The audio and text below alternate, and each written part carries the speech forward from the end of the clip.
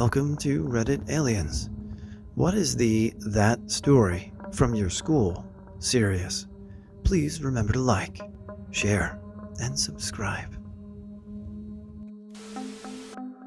Student, my freshman year of high school, had a mental breakdown. The health teacher failed him. Rumor was he got beat at home for it, and so he took it out on the teacher. He started screaming in the middle of class. Teacher sent him to the hall, and when she opened the door to check on him, he had constructed a homemade blowtorch with hairspray and a lighter to try and catch her on fire. When she opened the door, all you see was flames. He was shortly expelled afterwards, and the teacher took a few months off work. Don't know whatever happened to the kid. First day as a freshman. After the roll was called, one kid said his name was not called. What is your name? Hal Wirtz. For the next 4 years, someone would take a test for Hal, get photographed as Hal, join clubs as Hal. No one in the admin noticed it was someone different in each photo. The only time no one stood up for him was at graduation. Our biology teacher was everyone's favorite teacher, and so one year everyone decided to prank him by leaving pennies everywhere he would go, and no one would acknowledge it to make him think he was crazy. It started out with people leaving pennies here or there in his classroom, but as time went on, it kept getting more and more extreme. Students started leaving cups of pennies on his desk, in his jackets. When he had speeches in the auditorium, people printed pictures of pennies and snuck them into the papers he was reading from. And finally, they print large pictures of pennies and snuck them into his classroom and put them on his walls. Okay, good prank, but the story lacks context. Was his name Penny? Did he have some tie to pennies? Or were you just trying to make this man that you liked insane?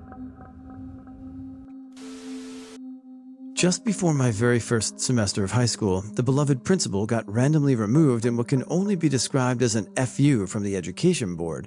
What ensued was a full-on, school-wide protest movement demanding for the principal to be reinstated.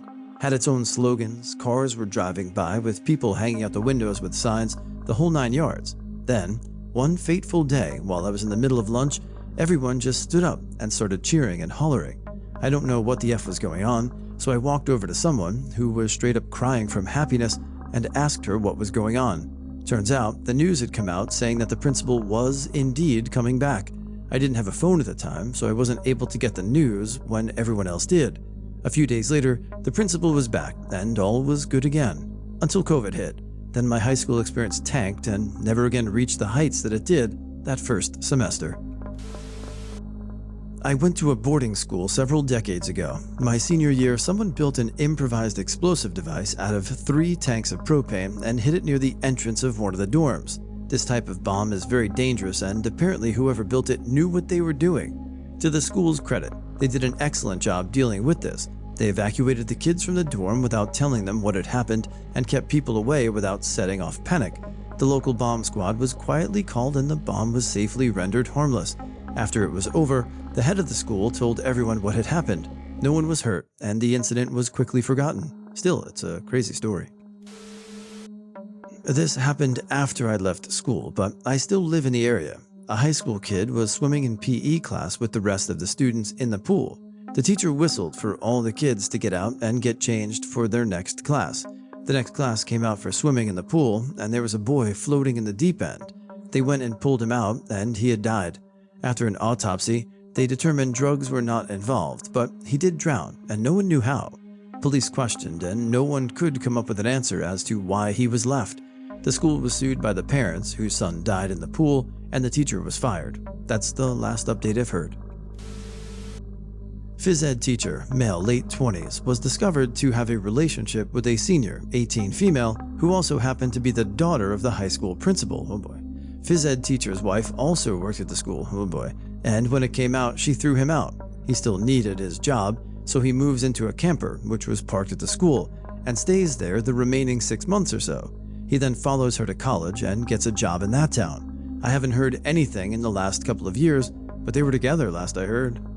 If you remove the context of teacher and student, a 2-year age gap, if people are of consenting age, it's no big deal. But you add in that context, and it is a bit of abuse of power, in my opinion. That's me. I grew up in rural Oklahoma in the 80s. 2 of my teachers married barely former students. The biggest event I can remember in my day was that one of the 8th graders, I was a senior when this happened, it was a K through 12 school, started dating a guy who graduated 5 years before I did. So she was 14 and he was 21 to 22. This was extremely common, and the town was so poor that it was encouraged because he was seen as a contributing breadwinner, and all these girls were just going to become wives and mothers when they graduate anyway. 90% did. She took him home, and he met her 28-year-old mother, and he dropped the middle schooler like a hot brick. I was privy to all of this because 1, it was a very small town, and 2, my parents owned the local grocery store and everyone told their business there. So fast forward to the Halloween dance. The community was welcome, so there are adults there as well as high school kids. This was a dumb idea for obvious drug and alcohol reasons. Boyfriend shows up at the dance with 8th grader. I'm DJing. My mixtape was a thing of beauty. Whitesnake into Skynyrd into George Strait? Magic. Mama comes into the gym and grabs 8th grader by the hair, and they roll around on the dance floor, gouging and dropping G's and screaming their love for Richie. You get your goddamn hands off my man, and you don't even know how to suck pecker yet. Type smack talk. Principal and coach drag them outside, and half the crowd stays to dance to my Elton John Denver mix, and the other half stands in the gym parking lot watching 2 attractive blondes fight over a man with a concave chest, pube mustache, and a part-time job sweeping and emptying trash at his uncle's laundromat. Back in the 90s, a kid came out to a few friends, and as the old saying goes, those friends told a few of their friends who told a few of their friends, and so on. Within 2 weeks, there was a petition to have him removed from the school, and the other 3 high schools in town had petitions passed around to prevent him from transferring. Instead of doing something about it, most teachers and administrators signed the petition as well, and looked away when he was being harassed. He had to walk around with a friend group everywhere, so he wasn't jumped, and couldn't even use the toilet. He had to go down the street to the gas station instead. He even almost failed gym because he couldn't be in the locker room with the other boys without a beating. He ended up dropping out midway through his senior year and leaving town. Good, get out of that shithole. Freshman year, 2016 to 2017, a sophomore student incapacitated the boys' locker room after he was swinging on the pipes running overhead.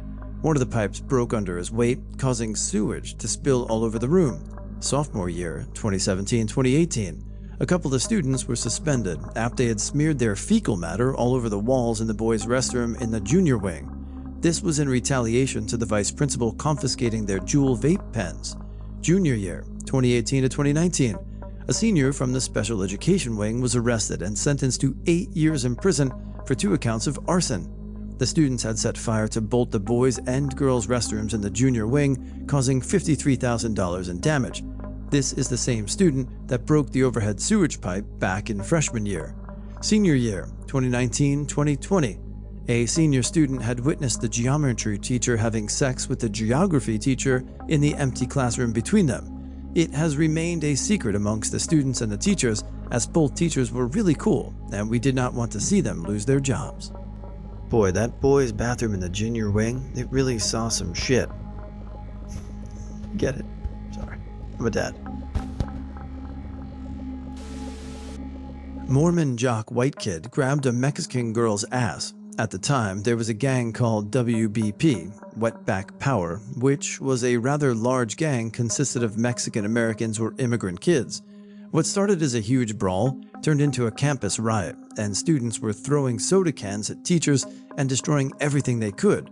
Riot Squad was called, and whole block had to be closed off or shut down.